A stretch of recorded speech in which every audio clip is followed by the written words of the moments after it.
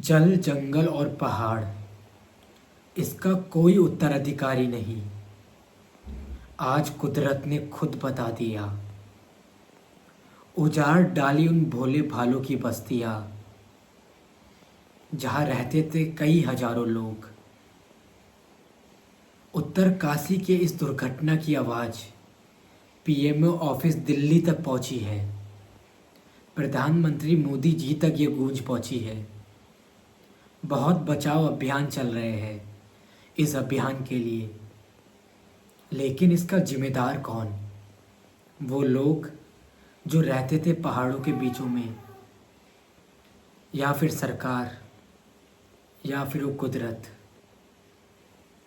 संवेदना तो मिलेगी पूरे भारत से, हर कोने कोने से, लेकिन नहीं लौट पाएंगे वो इंसान जो डूब गए, जो क्षतिग्रस्त हो गए। किसी ने खोया है अपने पापा को, तो किसी ने अपने बेटे को। कई परिवार खो गए इस जानलेवा हमले में। इंसानों की बस्तियां तबाह हो गई कुछ मिनटों में। उत्तराखंड, जिसे देवभूमि कहा जाता है, उत्तर काशी में हुई ये तबाही कई सालों तक याद रहेगी। लेकिन क्यों होता है हर बार बरसात में, हर बार एक जैसा एक्सीडेंट? मिल जाते हैं कई लाखों रुपए लोगों को, मुआवजा काफ़ी नहीं होता, वो इंसान वापस नहीं आते।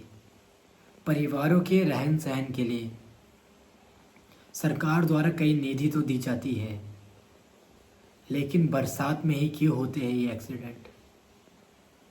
क्या इसमें आगे के लिए कुछ कदम नहीं उठा सकते? बाढ़ से तबाह हुआ पूरा उत्तरकाशी, लेकिन कुछ गांवों में तो ऐसी तब्दीली हो चुकी है कि रहने लायक कुछ भी नहीं बचा। संवेदना मिलेगी, जैसा मैंने पहले भी कहा था, हर कोने कोने से मिलेगी।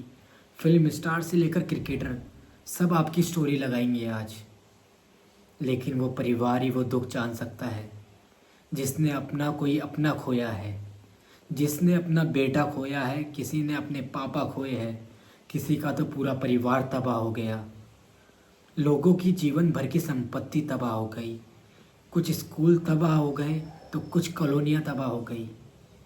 लेकिन जिम्मेदार कौन इसका? वो इंसान जिन्हें पता था कि ये किसी का नहीं है, जिन्होंने उस लेक के किनारे, उस नदी के किनारे, उन पहाड़ों के बीचों में अपने घर बनाए थे। या फिर सरकार, जिनको देखना चाहिए था कि इंसान कहाँ रह रहे हैं, क्योंकि सरकार तो अपनी होती है, सरकार का कोई अपना पराया नहीं होता। उठाए जाएंगे बहुत स्टेप मुख्यमंत्री जी द्वारा, बहुत बचाव अभियान भी चलाए जा रहे हैं, और जिनको जो क्षतिग्रस्त हुए हैं या फिर जो इस दुर्घटना में मारे गए हैं उनको कई मुआवजे भी मिलेंगे। लेकिन हर बार बरसात में ही क्यों? आज उत्तरकाशी में हुआ है, पिछले साल नैनीताल में हुआ था, उससे पहले पिथौरागढ़ में हुआ था, अल्मोड़ा ज़िले में हुआ था।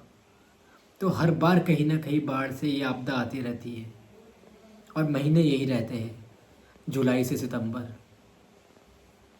पहाड़ सुरक्षित नहीं है, हम सुरक्षित नहीं हैं, पहाड़ में रहने वाले लोग सुरक्षित नहीं हैं। इस बार वीडियो बन रही है, अगले साल फिर वीडियो बनेगी। आज उत्तरकाशी तबाह है तो कल क्या पता आपका ज़िला तबाह हो जाएगा, जहाँ लोग पहाड़ों के बीच में रह रहे हैं। सुरक्षित तो कोई भी नहीं। पता नहीं आज ये वाला भेड़ा गिरा है, कल वाला भेड़ा गिर जाएगा, पहाड़ से पहाड़ टकरा जाएंगे, बाढ़ से मलबे नीचे आ जाएंगे, रोडें रुक जाएगी, बसें थम जाएगी, स्कूल बंद हो जाएंगे। नुकसान किसका है? आम जनता का,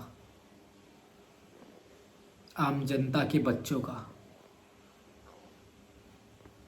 फिर से मैं बोल रहा हूँ कि मुआवजा मिलेगा, बहुत ज़्यादा मिलेगा, इतना भी मिल जाएगा कि आप लोग स्टार्टिंग कर सकते हैं फिर से। लेकिन जो लोग खोए हैं, इंसान का बदला कोई मुआवजा नहीं दे सकता, कोई धनराशि नहीं दे सकती।